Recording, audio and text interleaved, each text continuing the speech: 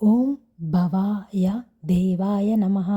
ఓం శర్వాయ దేవాయ నమః. ఓం రుద్రాయ దేవాయ నమః. ఓం పశుపతయే దేవాయ నమః. ఓం ఉగ్రాయ దేవాయ నమః.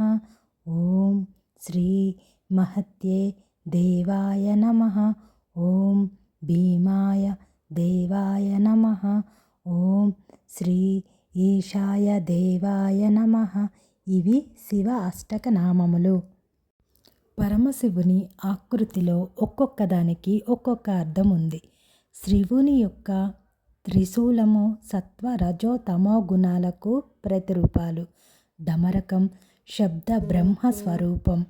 అతని శిరస్సున అలంకరించిన చంద్రవంక మనోనిగ్రహానికి, గంగాదేవి శాశ్వత తత్వానికి ప్రతీక. అతని దేహంపై గల సర్పాలు భగవంతుణ్ణి జీవాత్మలుగాను, దర్శించిన పులి చర్మం అహంకారాన్ని త్యజించమని, ఆసనంపై పులి చర్మం కోరికలకు దూరంగా ఉండమని, భస్మం పరిశుభ్రతను సూచిస్తాయి. ఆయన పట్టుకున్న 4 జింక కాళ్ళు చతుర్వేదాలు. నందీశ్వరుడు సత్సంగానికి, అలాగే ధర్మదేవతగా మనకు తెలియజేస్తుంది. 3వ నేత్రము జ్ఞానానికి సూచిక. శివుడికి అలంకారాలు ఉండవు, ఆడంబరాలు అసలే తెలియవు. పట్టు పీతాంబరాలు అసలు ఉండవు, వజ్ర వైడూర్యాలు అసలు ఉండవు. యజ్ఞ యాగాదులను కోరరు, జప తపాలను ఆశించరు.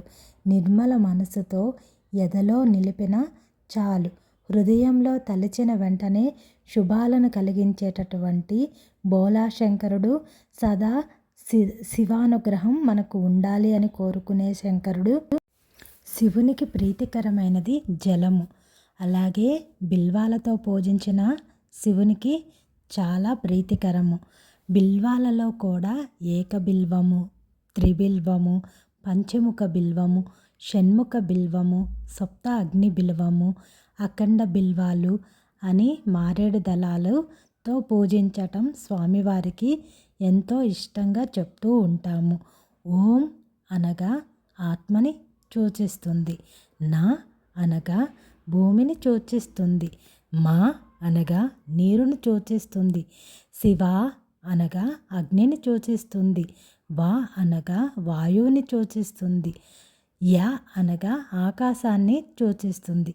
విశ్వమంతటా ఉన్నవాడు శివుడే కాబట్టి ఆయనను మనము ఓం నమ శివాయ అని పిలిచిన వెంటనే మనకు సమస్తం ఇవ్వగలిగినటువంటి పార్వతీ పరమేశ్వరులకు మనము శివరాత్రి రోజున అర్చన చేసిన చాలా పుణ్యఫలంగా చెప్తారు పెద్దలు.